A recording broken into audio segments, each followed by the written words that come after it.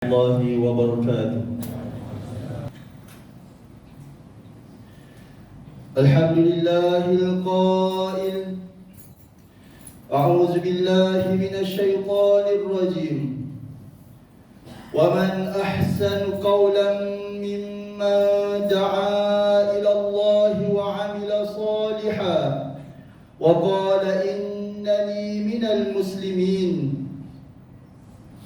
أشهد أن لا إله إلا الله وحده لا شريك له وأشهد أن محمدا عبده ورسوله اللهم صل وسلم على سيدنا محمد وعلى آله وصحبه أجمعين أما بعد فيا أيها المسلمون اتقوا الله أوصيكم وإياي بتقوى الله فقد فاز المتقون قال الله تعالى يا أيها الذين آمنوا اتقوا الله حق تقاته ولا تموتن إلا وأنتم مسلمون. Muslimin yang dirahmati Allah Subhanahu wa taala, khatib menyeru kepada sidang jemaat sekalian, marilah kita bersama-sama meningkatkan ketakwaan dan kesungguhan untuk melaksanakan segala perintah Allah serta menjauhi semua tegahannya. Semoga dengan itu kita tergolong dalam kalangan hamba-hambanya yang benar-benar beriman dan bertakwa. Khatib Jumaat, tajuk khutbah pada hari ini ialah terbuka menerima nasihat. Muslimin yang dikasihi Allah Subhanahu wa taala, menyampaikan nasihat, pesanan dan teguran adalah satu tuntutan Islam.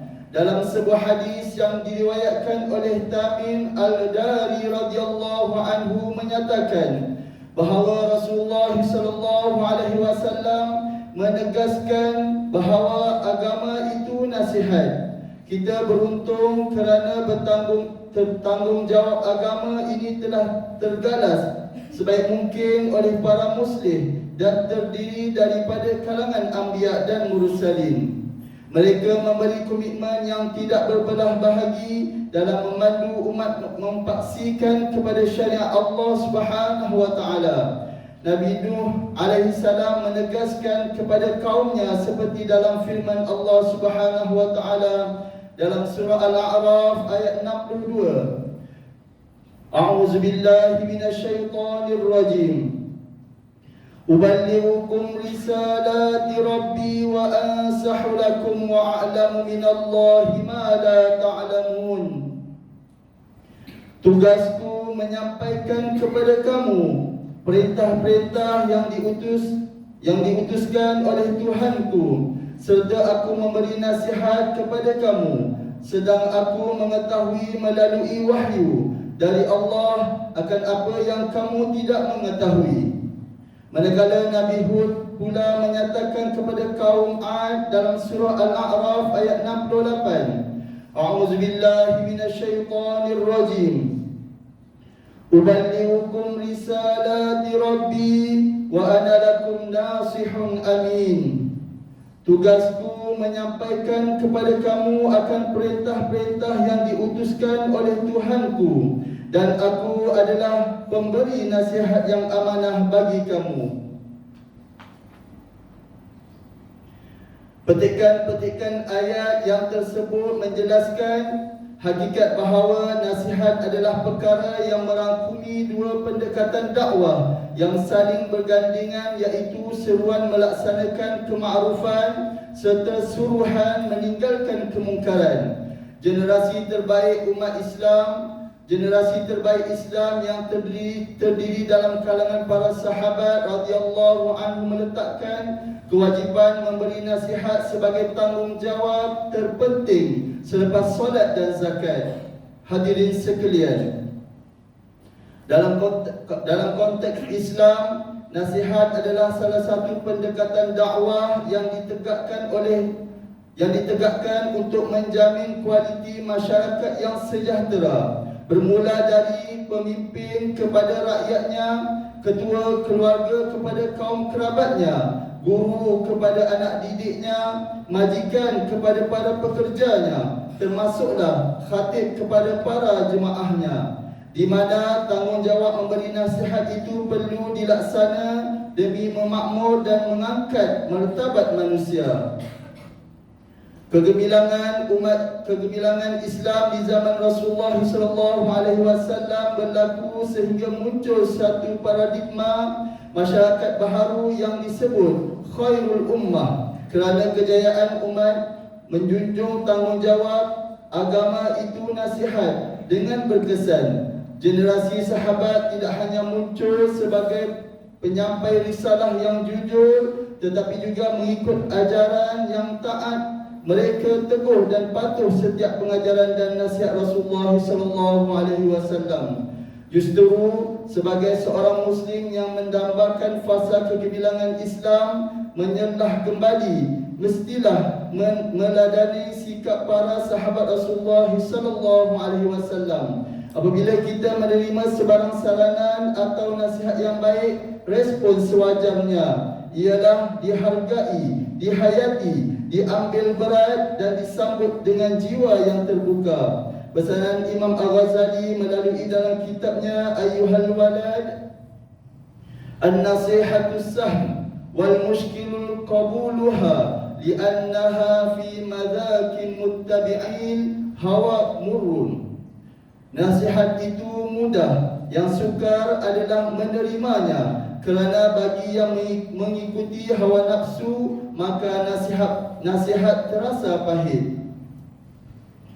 Sifat manusia yang suka merendah-rendahkan nilai nasihat berpunca dari sikap sombong dan angkuh akibat nasihat walaupun berdiri di atas asas kebenaran, ukhuwah dan mahabbah. Ia tidak dapat dilihat dari sudut yang positif kerana munculnya anggapan bahawa budaya berpesan-pesan dan tegur-menegur itu hanya mahu menunjukkan kelemahan atau menjatuhkan air muka seseorang.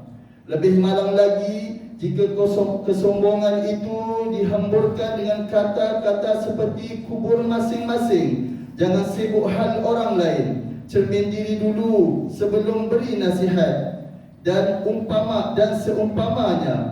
Tabiat mencipta persepsi buruk terhadap orang yang memberi nasihat ini tidak layak kita contohi. Allah Subhanahu wa taala menempelek sikap mempetikai nasihat yang baik sebagai perbuatan yang keji, seperti mana yang diperingatkan dalam sebuah hadis daripada Abdullah bin Mas'ud radhiyallahu anhuma bahawa Nabi Muhammad sallallahu alaihi wasallam bersabda, Inna abghadal kalimi ila Allah ayyakulu ar-rajulu lirajuli ittaqillah fayaqulu alayka binafsik. Sesungguhnya perkataan yang paling dibenci di sisi Allah ialah apabila seseorang menasihati saudaranya, bertakwalah kepada Allah, lalu perkataan itu dibalas, jagalah tepi kain sendiri. Riwayat Al-Baihaqi. Hadirin Jumaat yang dirahmati Allah, sampaikan teguran dan nasihat secara berhikmah. Moga-moga komuniti masyarakat kita terus teguh dan istiqamah di dalam landasan syariat. Ambillah nilai-nilai pengajaran daripada nasihat yang disampaikan, sekalipun latar belakang pendidikan atau jawatannya lebih rendah daripada orang yang mendengarnya. Tiada istilah sempurna dalam diri manusia. Kerana ketidaksempurnaan itu, maka kita dijadikan oleh Allah agar sentiasa ingat mengingati. Tegurlah dengan niat yang ikhlas untuk memperbetulkan kesilapan atau sekurang-kurangnya mengelakkan kesilapan yang sama berulang kali.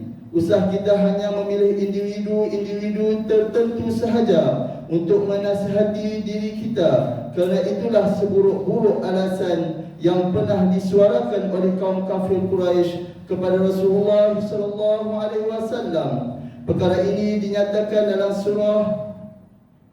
dalam firman Allah dalam surah Al-Furqan ayat 7. A'udzubillahi minasyaitonir rajim.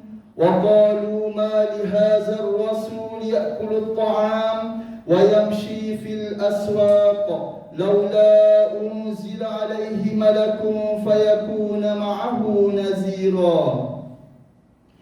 Dan mereka pula berkata, mengapa Rasul ini makan, minum dan berjalan di pasar-pasar seperti manusia biasa yang lain? Sepatutnya diturunkan malaikat kepadanya supaya malaikat itu turut memberi peringatan dan amaran bersama-sama dengannya sebagai saksi yang membenarkannya. Sesungguhnya nasihat menjadi amanah yang berat bagi para pendakwah, kerana ia bukan sekadar syiar agama yang wajib ditaati, bahkan yang paling utama ialah mengamalkan apa yang disampaikan. Beruntunglah mereka yang sedia mendengar nasihat sebagai wahana pemangkin diri ke arah yang lebih baik. Boleh jadi satu teguran yang diterima itu bakal mengubah kehidupan kita kemudian hari.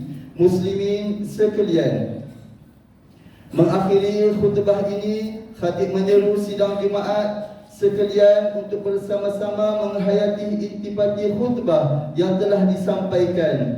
Pertama, umat Islam hendaklah berlapang dada menerima teguran dan membuat kebaikan diri supaya mendatangkan kebaikan, dan sebaliknya bersikap tertutup dan taksub akan menyebabkan seseorang itu berterusan dan kekurangan dan kelemahan. Kedua, tanggungjawab menyampaikan nasihat tentang sesuatu galakan atau larangan adalah tugas mulia warisan para Nabi dan Rasul. Ketiga, umat Islam perlu menghidupkan budaya tegur-menegur dan nasihat-menasihati dalam kalangan membina masyarakat khairul ummah. Keempat, umat Islam, masyarakat Islam perlu menjadi pendengar yang baik serta bersikap terbuka menerima teguran dan nasihat. A'udzubillahi minasyaitonir rajim. الذين يستمعون القول فيتبعون أحسنه أولئك الذين هداهم الله وأولئك هم أولو الألباب. Yang berusaha mendengar perkataan-perkataan yang sampai kepadanya, lalu mereka memilih dan menurut akan yang sebaik-baiknya. Pada segi hukum agama, mereka itulah orang-orang yang diberi hidayat, petunjuk oleh Allah, dan mereka itulah orang-orang yang berakal sempurna. Surah Az-Zumar ayat 18. Barakallahu li wa lakum fil Qur'anil azim wa nafa'ani wa iyyakum bima fihi minal ayati wadh-dhikril hakim wa taqabbala minni wa minkum tilawatahu innahu huwas samiul alim. أقول قولي هذا وأستغفر الله العظيم لي ولكم ولسائر المسلمين والمسلمات فاستغفروه إنه هو الغفور الرحيم.